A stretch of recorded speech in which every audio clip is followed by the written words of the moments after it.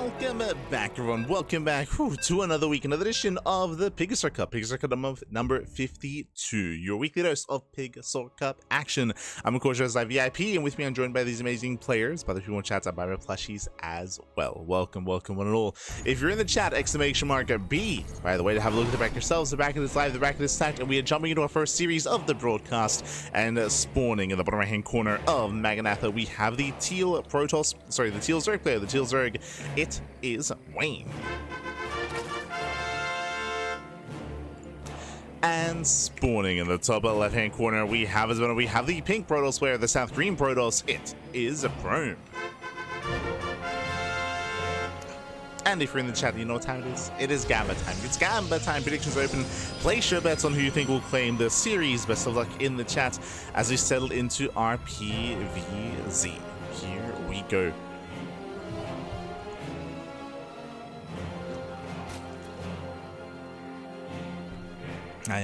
As daylight savings did hit us over the weekend and has been taking its toll. We will adjust, Pappy. We will adjust. Let's go. Let's go. But good to see you. Good to see you.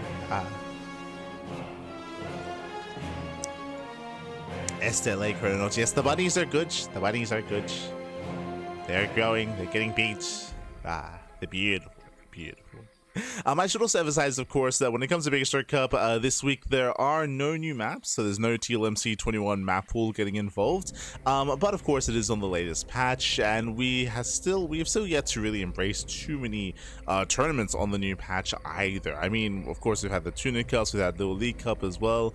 We had Woody ZvP Monday, but now we're here with some PiGosaur Cup action, and we'll see how Wayne can hold his own here. Wayne is the only notable Zerg player in the bracket, and there's some big names facing off against, looking to wait for him in the future rounds. Players like Hero, players like Beyond, players like Percival. We've got some big names, Pappy. So again, I'm always excited to cover some Zerg player while we can. Meanwhile, Prome himself, we also just featured taking down DRG, Dongre Gu, in the previous EWC qualifier. We did have the replay cast a couple of days ago, and we'll see if Prome can replicate that success here. Prome is a bit of a cheekier player. I don't expect to see standard play out of Prome. I'm expecting to see something a little bit different here, but in the latest patch, of course, I would say defensive play has been buffed, so Prome, he may opt to be more defensive here. We'll see. We'll see what he goes for after the Stargate. Our eyes are on Prome. Show us what you got. The week is a lot darker without light. Cover Zerg player what we can. Yeah. Always.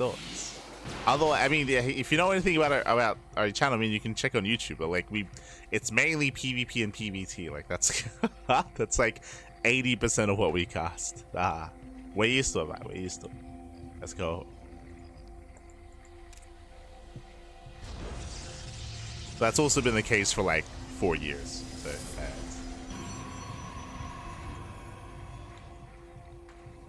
all the P matchups.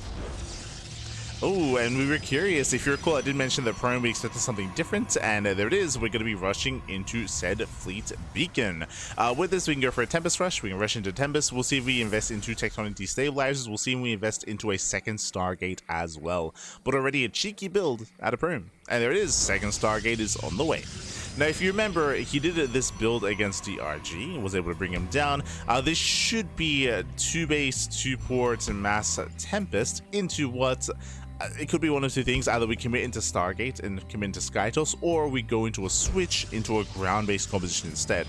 The goal would be to force a reaction, to force an overreaction, ideally into a Spire, into Corruptors, into Queens. Meanwhile, you go for a hard switch into a gateway composition instead. This is a style that Classic did popularize 2 years ago. It's been 2 years since the case, and I believe we push out with 6 Tempest. So 4 to 6 Tempest. Tectonic destabilizers in production. Tempest are amassing. Wayne, for the time being, has yet to confirm. He does have an overlord towards the left-hand side, but it gets zoned away by the Stalker. So 0 scouting or limited scouting here apply Wayne. Link pokes in, the Link is dealt with. I mean, Wayne, he's checking for the 3rd base. There is no expansion. Something is wrong. And Wayne himself, going for a hefty amount of roaches. Okay, I mean, he's on hatch tech. So it looks like a bit of a misread. Basically, Wayne, he's getting ready for what? For Adepts, right? If this was Glaive Adepts, if this was something more assertive and something more aggressive, then this would make sense. But really, this Ling Roach army, it's kind of a waste of supply here, a waste of resources. Unless we can actually find some damage. Sure. Here we go. Wayne, thankfully, is being active. He has to do something for this army. Meanwhile, Tempest are building up. We've got 3 so far, soon we're up to 5. Yep, and there's the gateway explosion. So remember, we did mention this at the start of the game, but this is meant to be initially going to around 6 Tempests, and then you switch into ground toss. And then you just catch them off guard, right? You catch them off guard, you catch them with their pants down. Wayne is pushing, we need those Tempests defensively. There's only 1 Stalker, 1 Adept to defend. Yeah, Tempest out of position, and Wayne can counterattack. He can and he will. And he might be able to do critical damage here. Spores are moving in. Ling Roach does hit the natural. Yep, he does race back home. And the Ling Roach can break through. Yeah, there's a recall. There's a recall back home. And we take down the Adept, we take down the gateway. Pushing into the bases, and this is really crucial moment as well. He gets a full scout. Yeah, he gets a full scout of the main. He sees all the gateways he knows. So really crucial scout here from Wayne. It's not about the damage he's dealt. He forces the army back home. He kills the cyber core. He kills the gateway, but he scouts the follow-up. Now he knows that he needs a ground army, right? He knows that he cannot focus purely on anti-air. So Roach speed has begun. Extra gases are being taken. Can make a couple of Corruptors, but does need to rebuild those Roaches. How many Tempests? 5. Okay, 5 Tempests in total, not 6. With the 5 Tempests, we can move out. We can start breaking through the site defense. Spores, the Queens. Spire is still not yet done. A recall, I believe, is still on cooldown. Yep. Still on cooldown.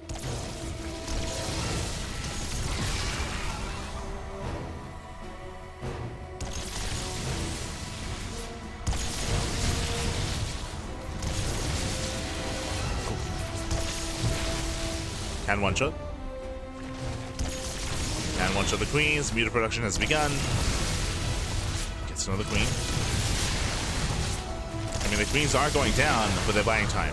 Right now, it's just all about buying time. Ooh, can they get the expansion? Can they get the base? Can the base go down?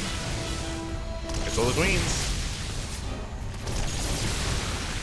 Takes on all the Queens. Mutas have arrived. Expansion falls, and the Mutas able to hunt down 1 Tempest. They get 1, they shoot gets 2, up to 3. And nice retargeting with the Mutas. 3 Tempests are gonna fall. But we're already switching to Link Stalkers. I mean, there was a choice to make there. Either charge Glaives or Blink. Did up to going to Blink. Oh, it's a little bit supply blocked. Now, all 5 Tempests are going to be cleaned up, but what did he kill? Remember, he killed the 3rd. He killed the 3rd base, and you can see there's no resaturation here. There's no routing over towards the back of 4th. Just now moving over. And here comes the kill move. We don't want to get distracted too much here. As Wayne, he spots the army. There we go. Heading over the wall. Only a handful of Mutas counterattack. And Wayne is going for the base trade. It's the best chance. The best chance he has. Oh no, the Ravagers! The Ravagers are denied.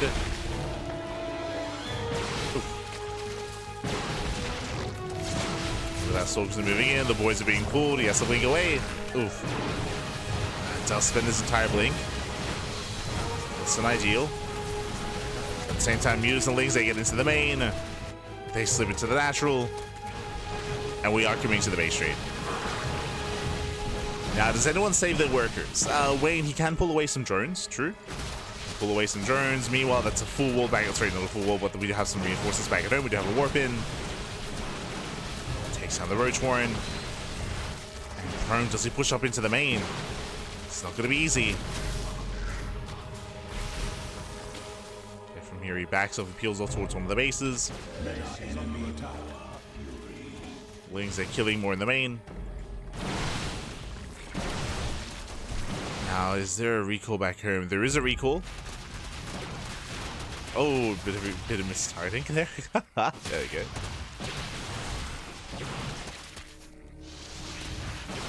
He does kite back. Nice positioning. So because they hit the only real mining base, but the drones do get away. Yeah, big moment. Big moment there for Prome. Boys are being pulled, probes are going down. And there just wasn't enough at home. Yeah, wasn't enough back at home. Prome, he has money, but he's supply blocked. Yeah, Prome, he's supply blocked. He kind of warp in. He's trying to race back. He still has both buildings, but he will lose every probe. Again, if only he wasn't supply blocked, he could warp in. He could reinforce. There's just too many roaches. Yeah, the army's just too great here.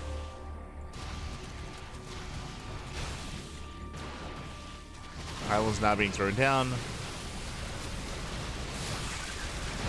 Pushing up into a concave of roaches, not easy here for the stalkers. Say not easy, I would say not possible. And there was a window earlier where he could have recalled. He could have maybe left enough supply to kill the buildings and to kill the saturation at the 4th base. And to defend back at home. Like there was an avenue here. There was a way for Prome, but yeah, alas. Prome should lose everything across the map. And Wayne's still mining. Wayne is still mining, still producing. Slowly just picking away the stalker count. Prome keeps. Oh yeah, that's a bold blink. Oh god. No, the boys are being pulled. Stalkers are going down. Has to get out of here. Leaves out a lot of stalkers. Oof, that was what, 5 stalkers going down. Aye, aye, aye. And Wayne takes this.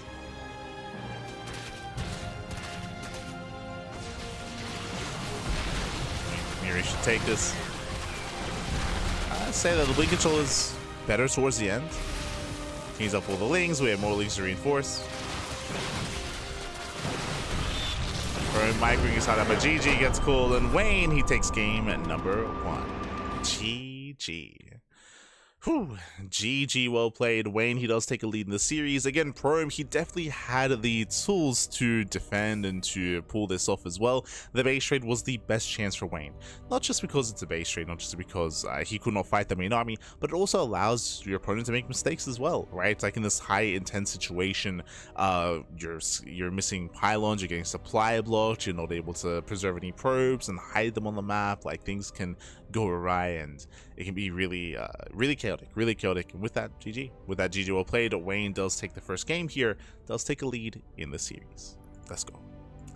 Let us go. Now we're getting to game 2, and we'll see how this story, where the story takes us. We'll see if we go to the ace match or if it all ends here and now in game number 2. As we're loading into Pylon. Now, Pylon is a much smaller map of the map pool. Pylon is known for aggression, is known for all-ins, so we're expecting to see something more aggressive here. I would be opposed to going into another Tempest Rush. I do really like that on some of the larger maps, like Maganatha, like Tokamak as well, but coming into a smaller map, it is easier to punish as the Zerg player, so we should be steering away from something like a Tempest Rush, and we'll see. We'll see what it goes for this time. I'm still expecting a 2-base solo. Here we go. Spawning in the top left-hand corner of Pylon, we have the Teal Zerg. Oh, let's go! We have the Teal Zerg player. We spoke about it earlier. This map is known for aggression, known for all-ins, and we're going for a 12 pool. Yeah, the Teal Zerg leading the series 1-0. It is Wayne.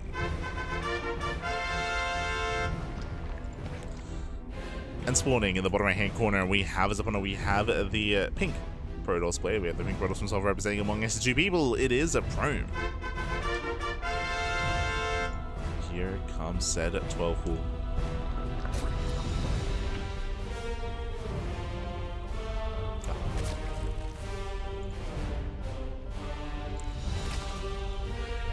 So 12 pool is upon us. Jordan is moving out for the hatchery. So setting up for the proxy hatch. Currently, Prome is unaware. Oh. And no probe scout yet.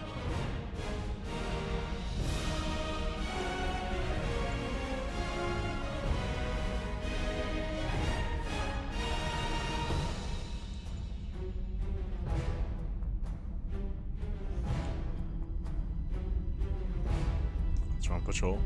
Needs to dive in. Link production has begun. Oh. Okay, Link's on the way. Racing across the map. We're getting ready for the hatch block.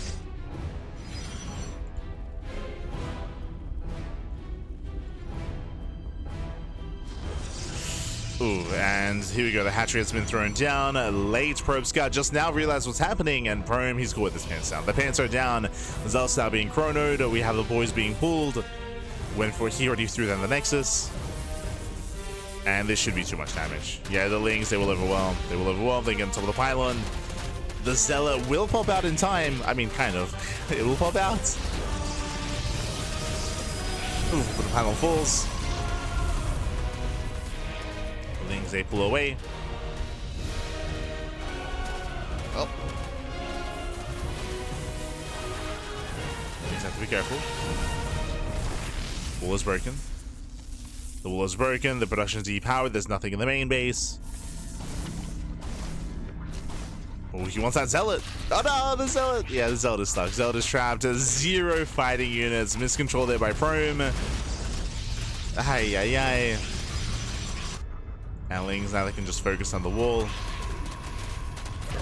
GG gets called. Wayne, he will take the series 2-0, advancing on to the next round. GG.